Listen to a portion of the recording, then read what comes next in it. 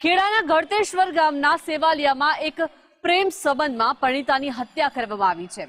પોલીસે આ હત્યાને અકસ્માતમાં ખપાવનારા આરોપી નિલેશને ઝડપી પાડ્યો છે। કઈ રીતે આ ઘટનાને અંજામ આપવામાં આવ્યો જોઈશું આ રિપોર્ટમાં।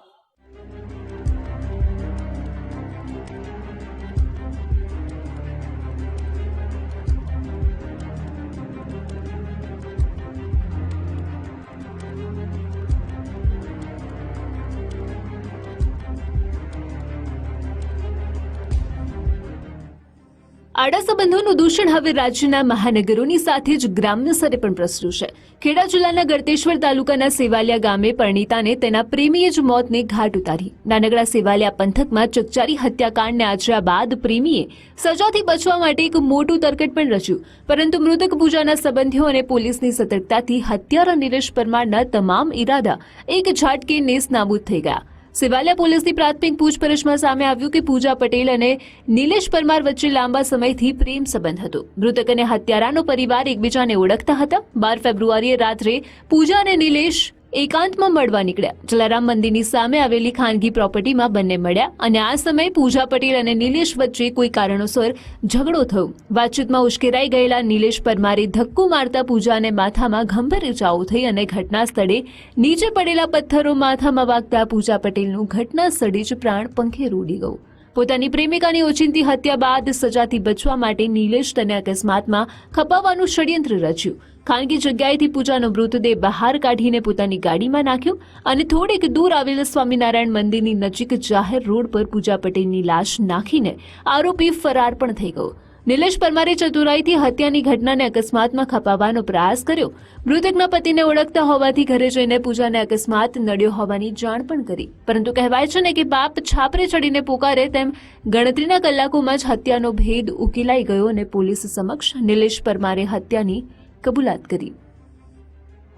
પરિણીત પ્રેમીએ પોતાની પ્રેમિકાને અહીંયા ગાડી કરુણ રીતના મારી નાખી હોય તે રીતના બનાવ પ્રકાશમાં આવ્યો છે। કહી શકાય કે સેવાલિયા ગામની પૂજા પટેલ નામની જે પ્રેમિકા હતી તેને અને તેના પ્રેમી જે નિલેશ પરમાર છે તેની વચ્ચે અહીંયા ગાડી જ બોલાચાલી થઈ હતી અને ત્યાં જ અહીંયા ગાડી બંને વચ્ચે ઝપાઝપી બાદ તેને એક લાફો મારતા તે ઢળી પડી હતી અને અહીંયા ગાડી તેને અંતિમ શ્વાસ લીધા હતા।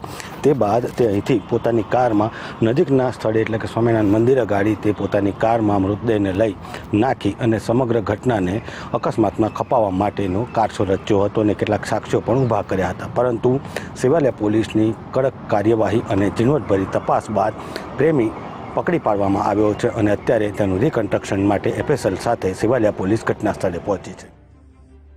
સેવાલિયા પોલીસે હત્યારા નિલેશ પરમારને સાથે રાખીને હત્યાના સ્થળે લઈ જઈને રિકન્સ્ટ્રક્શન કરાવ્યું। આ હત્યાથી પૂજા પટેલના પરિવારમાં હાલ શોકનું મોજું ફરી વળ્યું છે। વણાકબોરી થર્મલ પાવર સ્ટેશનમાં ફરજ બજાવતા મૃતકના પતિ યતિન પટેલે હત્યારાને આકરી સજા મળે તેવી માંગણી કરી છે। રાસ ગરબામાં હતો, હું જોતો હતો રાસ ગરબા। પરત ઘરે ગયો ત્યારે હું ઘરે જઈને દરવાજો ખોલ્યો મેં તો મારા પત્ની હતા નહીં ઘરે। હું બધી રૂમમાં ચેક કર્યું તો હતા નહીં।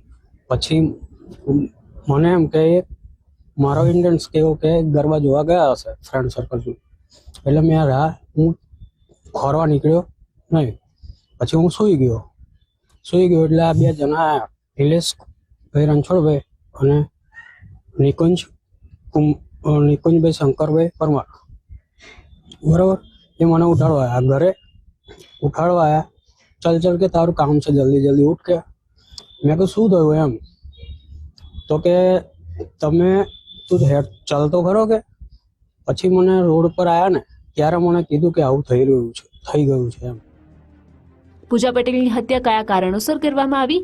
શું લાંબા સમયથી બંને વચ્ચે તકરાર ચાલતી હતી કે પછી હત્યા પાછળ કોઈ મોટો ભેદ છુપાયેલો છે? આ હત્યાકાંડ પરથી પડદો ઉચકવા પોલીસે તપાસનો ધમધમાટ તેજ કર્યો છે।